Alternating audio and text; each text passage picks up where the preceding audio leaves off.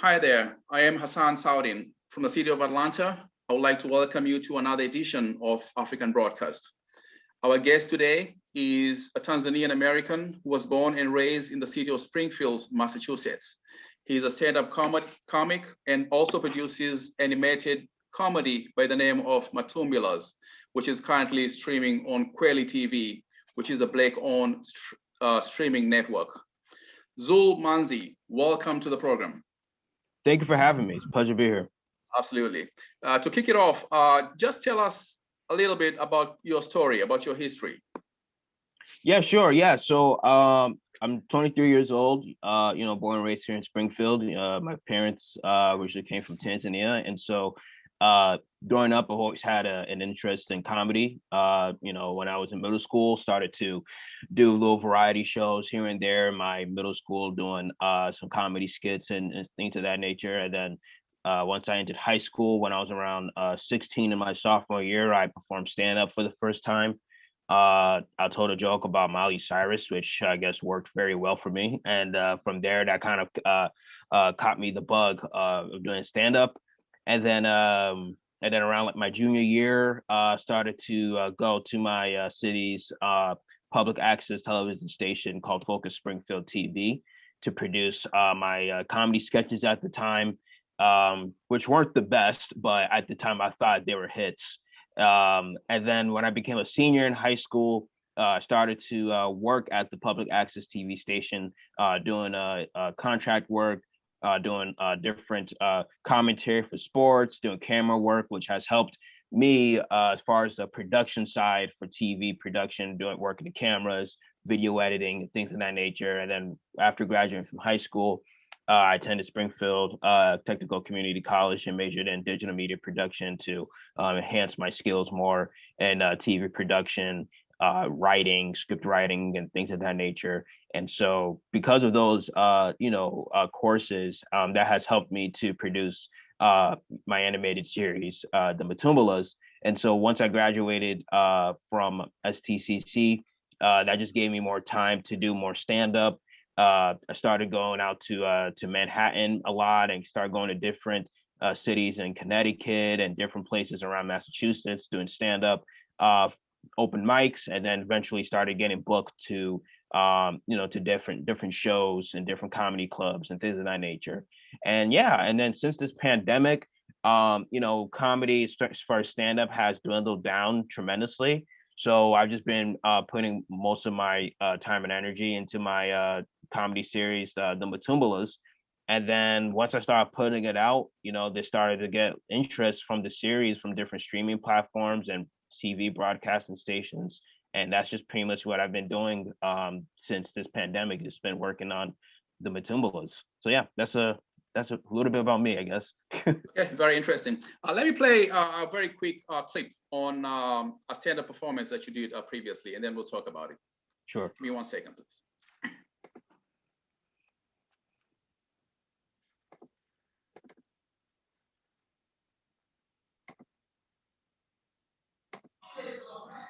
Back in Massachusetts, I'm part of a Tanzanian community. It's pretty interesting. I think you guys should join. There's only 2 requirements. Let me give you guys some advertisements. Requirement number 1 is you must be really great at gossiping. For those who don't know, Tanzanians are great at gossiping because gossip infects Tanzanians more than malaria. Number 2. So I have a question for you. Yeah. I do understand that your comedy, the theme of your comedy usually focuses around, the Tanzanian community as well as your family. Do you ever come across Tanzanians who feel that maybe it becomes a little bit offensive to them when you make jokes about the Tanzanian community? Oh, of course. That's I've been dealing with that for a while. And I think each time when I get dealt with it, it just gives me more material. So I think that just comes with it. I had an incident a few years ago where I did stand up at this Tanzanian party in Worcester, Massachusetts, and I told a joke about it was just about like how I think people think it's culturally acceptable to have like relatives to stay in a home if they have no place to go, if they need help. And I always found that very annoying and disturbing for me. So I was just kind of like was telling the story about like me just seeing some random grown man sleeping in my bed. And then some lady in the back was just screaming, "That's tradition, boy. You gotta respect. That's tradition." And I just screamed back to her, like, "It's not for me. Maybe for you, but not for me." And then I was, it's like, okay, like this probably struck a nerve on this person because maybe that person was that relative that had no place to go and was sleeping on someone's couch. So, so little things like that, especially like, even like online, like of course, like there's certain, instances where, like with my stand-up, when I'll go on like certain like Tanzanian Facebook groups, and then like some people may like most of the time like people would be positive about it, but like of course with the internet here and there you just get that one comment like this is culturally unacceptable, and things like that, and I always like those comments on purpose. Yeah, so when you do a 10-minute stand-up, how long on average does it take to prepare for a 10-minute performance? Well, for me particularly, mainly started going to the open mics to try to like develop my work, because what I used to do, particularly when I was a teenager, if I would have to do a show, let's say for like a party, for an instance, before I never really would work on my material at an open mic. I would just go straight to the gig. But I think, but from that experience, I learned like that's not the best way to go. It's by first going to the open mics, having the material ready on my, on your notebook. Like myself, I have a joke book. Other comics, they will have their jokes on their phone. So I would just go to the open mics and I would just go consistently, there's a term in stand-up called double dipping, which pretty much what that means is like, comedians may do 2 open mics a night, or maybe 3 or 4, depending on, the area. So like an area like Springfield, there's not much of open mic scene out here. So I will have to like just maneuver like whatever is around in the area of Western Massachusetts. But like in a place like New York, I can do open mics, multiple times just in one night. And then so from there, just working on the material and honing the pretty much the structure to develop a 10-minute set. And so for my 10 minutes, it took me, about like a few months to really have like a solid 10 minutes. First starting out with 5 minutes and then just stretching it more than 10 minutes. So it took me about a few months to like really be confident with a 10-minute set, so that, by doing gigs for certain comedy clubs that tell me, okay, you got 10 minutes, then I'm confident. Okay, I know these jokes that I have I have confidence that they'll work. And of course, every audience is different, but I have confidence that, okay, at least these 10 minutes, since I worked on them at these open mics and started doing them in other gigs, it's a comfortability factor of like, okay, cool, I know I have something here. Okay, so in the world of stand-up comic, if you do let's say a 5 minutes performance, is there any kind of metric that says, people should laugh for at least X number of times for every 5 minutes, or there's no such thing in the industry? People have developed their like scientific notions on like, well, every 15 seconds, the audience needs to clap in this measurement. And to me, I never was into science in school. So like when it comes to stand up, I try not to bring science into it either. I just I think what it is for me, I think when you're on stage, I feel like you get the rhythm, it's like they say, you read the room. So so as soon as I get like, especially like if I'm in the audience before I hop on stage, I always read the room before I get on the stage and start performing. And so once I'm on the stage, and then it's like I briefly just kind of scan around, just very briefly, because if I do it too long, then it's like, okay, when needs to start talking. So I just kind of like read the room, and yeah, and I just kind of just feel the rhythm of it. And in particular with my material, I think it's different for certain comedians. Certain comedians, they do one-liners. Other comedians, they kind of have like a physical comedy into it and story structure. So for me, yeah, it's just more of like a rhythm thing. It's like probably like 10 to 15 seconds, try to get something. And sometimes it's like you get a little chuckle here and there.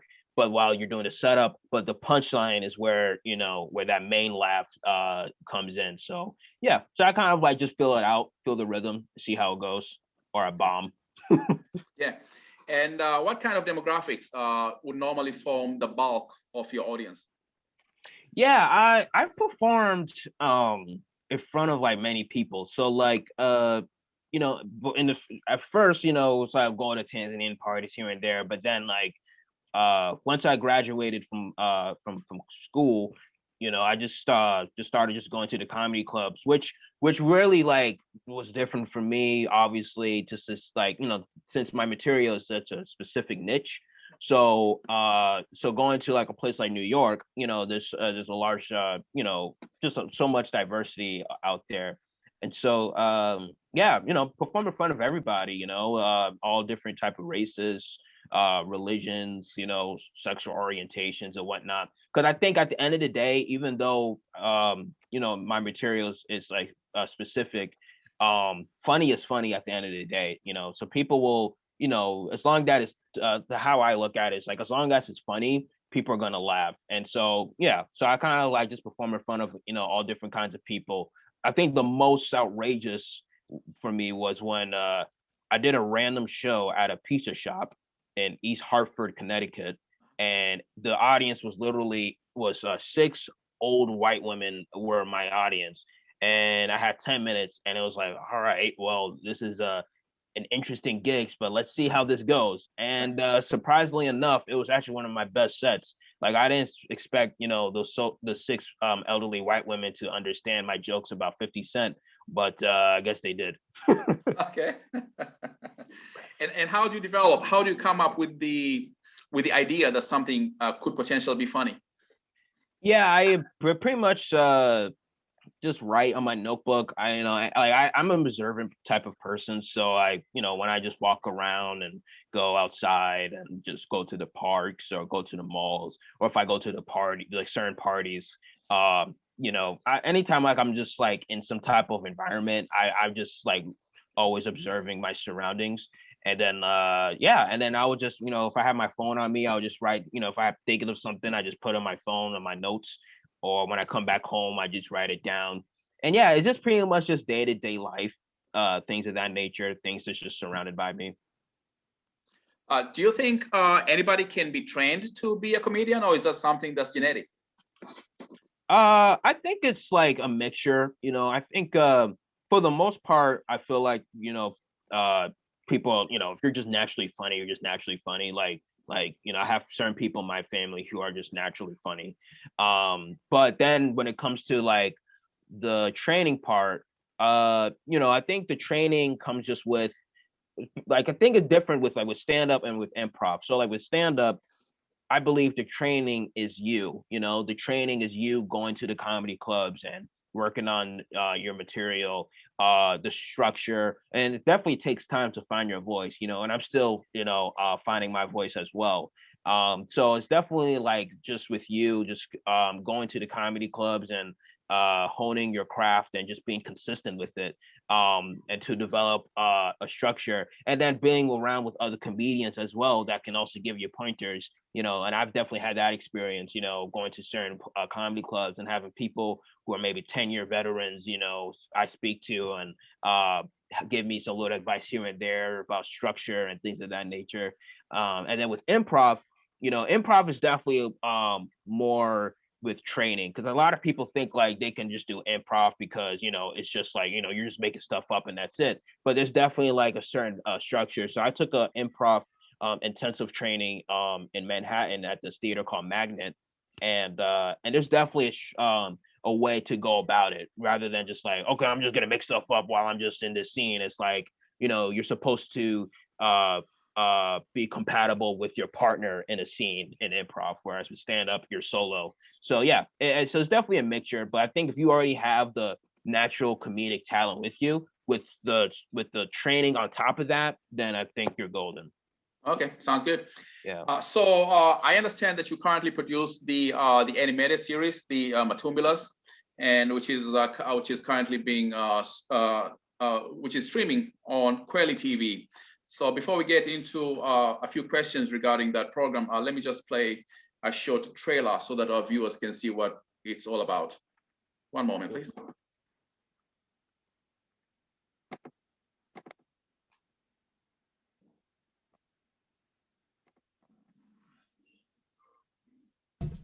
Meet the Matumbilas, a new comedy about a Tanzanian family living in America. Hashim, the father. See, look at me. My name is Hashim, but I walk, they call me Hash Browns. It doesn't bother me. Meet Zainat, the mother. Fatima, are you really sure Latifa got a divorce? Mom. 1 hour after she got married? Meet Amina, the eldest sibling. Hajj is a religious experience, not chicken breast. Rajab, the middle sibling. If only your parents didn't get those green cards. If only. And Zulfika, the youngest. I'm so hungry, I feel like I'm fasting for Ramadan again.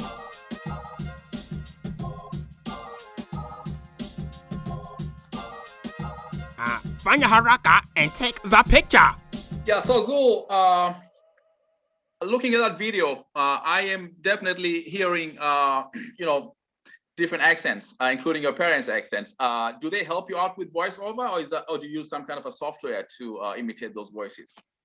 Yeah, I don't allow my parents to do voiceovers. Yeah, no, or any family members at all. I voice in the trailer, I voice the father Hashim. You see, look at me, my name is Hashim. I do that character. Whereas I'm also like mimicking a real person from my community, but I will never say whom because they might try to get some residual, some type of checks or something. So I just kind of keep it hidden.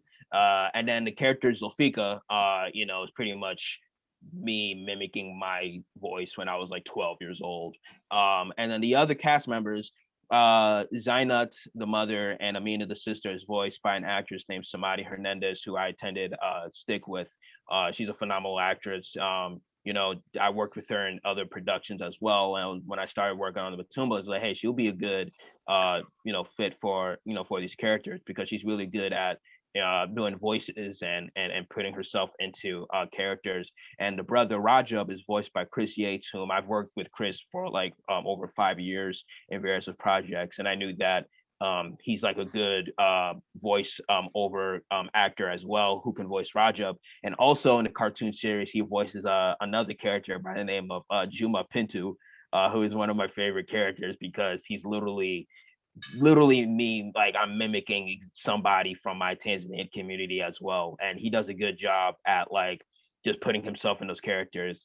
And so the characters are voiced by, by actors and actresses that I personally know. And then other supporting characters in the series, other supporting characters are voiced by other, actors and actresses who have worked on productions at Broadway, who have done, shows on ABC and things of that nature. So definitely people who are really like in the industry, not my uncle Abdullah or something. Okay. So I do understand that you just completed your season 1 production. Where can people see the different series? Yeah, so the series is streaming on KweliTV. As you mentioned, KweliTV, it is a Black-owned streaming network owned by Deshauna Spencer. And the Matumbilas is being curated by actor and comedian Lil Rel Howery, who recently stars in Tom and Jerry, and he's starring a new movie with Eric Andre, and so he's in the world of Hollywood. And he actually reached out to me as well as with KweliTV after I submitted a few episodes of the Batumbilas back in October of 2020. He jumped on as the head of comedy for KweliTV, and when they saw the few episodes that I submitted, they reached out to me and were interested in having the Matumbilas to be streamed on his channel on KweliTV, which is Lil Rel's comedy channel. And when it got streamed on there, it's been streaming on there since December 9th. And like in the first like 2 to 3 weeks, it was already on the top 10 list of most watched, whether it was series, movies, because there's over like 400 different pieces of content on KweliTV, and like in the first like few weeks, it was already in the top 10 list. So I was like, wow, okay, I guess people really dig these characters, and so I just started to added a couple more episodes on there. And this last episode, which is titled "Coming from America," which is inspired by the new "Coming to America" movie, it will be added on there pretty soon. So, KweliTV, the Matumbilas, all of the first 9 episodes is on there, and the 10th episode will be added on there very soon. Okay, so I understand that your parents were born and raised in Tanzania, while you and your siblings were born and raised here in the US. So more than likely, there's a potential, cultural conflict. When you create content, do you ever have to go back and try to sanitize your content just to avoid getting in trouble with your parents? No, not really. I just kind of like just do it, and then like they see it. I feel like, especially like with stand up, I mean, I think they've when they've kind of seen me in my most vulnerable state. So, so at this point, I don't think I'm, either purposely trying to shock them or anything. I think, they've already seen like me in my most vulnerable state doing stand up. So when it comes to the Matumbilas, yeah, I don't sanitize it. I just kind of just go hard as much as I can. And yeah, and especially like people in the Tanzanian community as well who may have seen it too. It's like, yeah, I think it's just important to not sugarcoat things, especially there's not much of a, there's really not much animated series that showcases, Tanzanian culture. There's mostly like couple shows that's mostly like for kids and edutainment, but not much of like in a satirical point of view of a sitcom pretty much. And so I didn't want to, I don't really want to like sanitize it and kind of like, okay, let's try not to offend people. I feel like for me, my intent is not to maliciously hurt people's feelings or anything like that. It's just more about, funny first, comedy, and also, pointing out certain things in our culture that, we don't really talk about, whether it's in a family or just in a community, and just wanted to put it out there and just for people to examine and to get a laugh. Okay. Do you see yourself performing at Broadway one day? In theater, yeah, probably like when I'm like 45. But probably not right now. But I mean, I'm definitely not opposed to it. Like I don't know. I haven't really envisioned myself wearing tights and floating up on stage, but I don't know. We'll see. Probably one day. Okay. Well, so there's this general belief that ladies tend to like men who can make them laugh. Men who have a good sense of humor. Do you see that playing out in your real life? Absolutely not. Be honest now. No. I honestly, I just be in the house, just making content, and that's it. And then when I step out of the house is when I'm doing stand up. I really just do these only things. I'm not a Mac daddy, as they say. I really just I just mind my own business and just keep it moving, and and just trying to get myself not into any trouble at all these days. So I just mind my own business, tell my jokes. Here's the Batumbilas, and I'm going to sleep. How often do you visit Tanzania, and how proficient is your Swahili? So I've been to Tanzania 4 times. The first time I went out there was in 2007. I was 9. And so I went out there in 2007, 2009, 2012. And the last time I went out there was 2018. The first 3 times this was mostly like for family, oriented stuff. But for 2018, I was there also to see family. But for that particular year, I went to specifically to go to the Zanzibar International Film Festival, as well as Discop, which is a TV and film market for producers and for different companies and things of that nature. And so, yeah, I've been out there 4 times. My Swahili is mostly like me saying shkamo and me saying, mina shiba, and that's it. Okay, Any plans to improve your Swahili, or are you satisfied with the level of proficiency that you currently have? No, I'm definitely like the problem with me is like anytime I will get to like, yeah, I'm gonna learn, and then I'll go online to start setting up my online like courses, and then like I'll do one day, and then like the next day I just completely forget. And so so it's definitely the goal is definitely like I am like trying to learn more, you know, be more proficient in Swahili, especially, you know, next time when I go out there, you know, I want to be able to fluently speak, especially to my family members, because I feel like when I'm out there, they think that I'm a mute, like, oh, you know, how come he doesn't speak? And it's like, no, I speak, you know, but it's like what I will say to you, you probably won't understand. So, you know, and vice versa. So I just kind of like, you know, I just say my shkamo, you know, when I'm out there, and I eat palau and drink Fanta soda, and then I go back home. Do you watch Swahili comedy? Yeah, I've watched yeah, definitely certain like movies and sketches. Matter of fact, when I was out there in 2018, I did a comedy sketch with Joti. You know, we did a sketch together where he played his woman character, and I played this like character who was this foreigner trying to find out how it is to date Tanzanian women and stuff like that. And it was actually a really funny sketch. You know, the sketch was pretty much we just played along with what, you know, with our actual real life situation. You know, he can barely speak English and I can barely speak Swahili. So we just put that as like the sketch, but he's playing, you know, his woman character, and then I'm playing this this foreigner just trying to find a woman in Tanzania.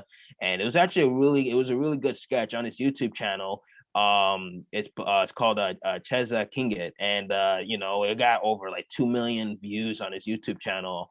And like, and once in a while, like my family will call my parents on WhatsApp saying that, hey, you know, we saw your son, you know, on TV, you know, with Joti.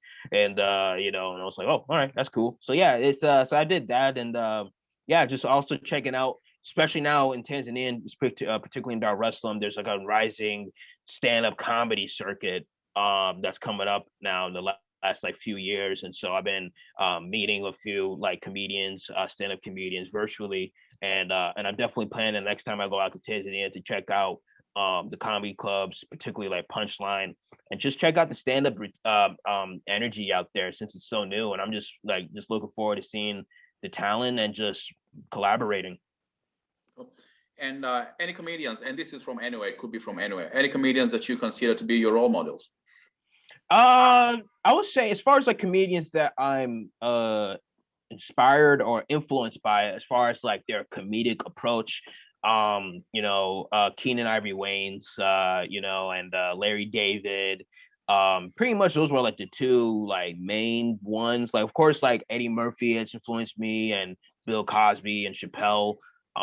But you know, so yeah, they definitely influenced me heavy. But as far as like the ones that really like got me to like to say, okay, I'm gonna really like pursue it, was really like Keenan Ivory Wayans after watching like one of his interviews that he did that came out while I was in high school. It was a new interview at the time. And when he mentioned about comedy clubs, that actually sparked an idea in my brain about, oh, I never even heard about comedy clubs before. So yeah, so particularly him and Larry David, just the way how he put together Curb Your Enthusiasm and his writing skills. Yeah, and pretty much go from there. And I have like a longer list, but you know, we don't need to get into that. Okay. All right, Zul, thank you so much. Thanks for taking the time. We really appreciate talking with us, and we hope to speak with you next time. And I wish you luck in all that you do. Thank you so much. I had a pleasure doing this. Thank you so much. Take care and be safe, my friend. You too. All right.